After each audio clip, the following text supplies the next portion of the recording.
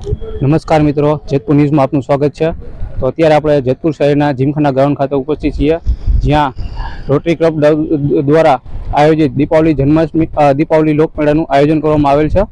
તો અહીં ગત રાત્રે એક દુર્ઘટના બનેલ છે, જે મારી પાછળ તમે અત્યારે જોઈ રહ્યા છો। બ્રેક ડાન્સ જે રાઇડ છે તેની એક ટ્રોલી એટલે કે એક ચેર છે તે તૂટી છે અને એક દુર્ઘટના સર્જાઈ છે, જેમાં 2 વ્યક્તિઓને ગંભીર ઈજાઓ પહોંચી છે। તો અત્યારે અમે તમને સીધા લાઈવ દ્રશ્યો બતાવવા જઈ રહ્યા છીએ અંદર રાઇડ્સના, કે ત્યાં જે રાઇડ છે તેની એક ટ્રોલી તૂટી ગયેલ છે અને 2 લોકોને છે તે ઈજાઓ પહોંચી છે।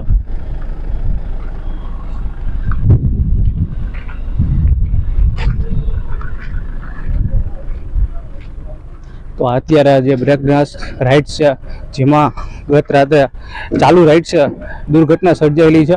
આ જોઈ શકો છો તમે, જે ચાલુ રાઇડ છે દુર્ઘટના સર્જાયા હતા। 2 લોકો દંપતી જે સવાર હતા તેમને જે ગંભીર ઈજાઓ પહોંચી હતી અને તેમને સારવાર અર્થે જેતપુરની સિવિલ હોસ્પિટલે ખસેડવામાં આવ્યા હતા। આજે જે ચેર છે તેમાંથી એક ચેર છે તે તૂટી જતા જે દુર્ઘટના સર્જાઈ હતી અને 2 લોકોને જે ઈજાઓ પહોંચી હતી। અત્યારે તમે સીધા લાઈવ દ્રશ્ય બતાવી રહ્યા છીએ, આ તમે જોઈ રહ્યા છો। આ અત્યારે રાઇટ્સ અમે તમને જે બતાવી રહ્યા છીએ કે જેમાં દુર્ઘટના સર્જાઈ હતી ગત રાતે, અને હાલ છે તે અત્યારે મેળો છે તે બંધ રાખવામાં આવેલ છે। આ જોઈ શકો છો તમે।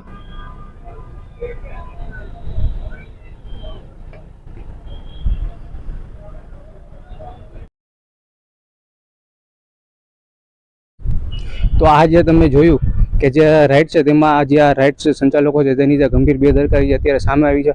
કારણ કે જે આ રાઇડ છે તેમાં જે 21 તારીખથી જે મેળો છે તે ચાલુ કરી દેવામાં આવ્યો છે, અને જે ગત રાત્રે એટલે કે 24 તારીખની રાત્રે છે ત્યાં રાઇડ ચાલુ હતી અને તે દરમિયાન જે આમાંની એક ટ્રોલી છે એટલે કે એક ચેર છે તે અચાનક તૂટી જતા, જેમાં 2 લોકો સવાર રાઇડની મજા માણી રહ્યા હતા તેમને ગંભીર ઈજા પહોંચી હતી અને એમને તાત્કાલિક ધોરણે છે જેતપુર શહેરની સિવિલ હોસ્પિટલ છે ત્યાં ખસેડવામાં આવ્યા હતા અને ઈજા વધુ ગંભીર જણાતા તેઓને જુનાગઢ રિફર કરવામાં આવ્યા હતા।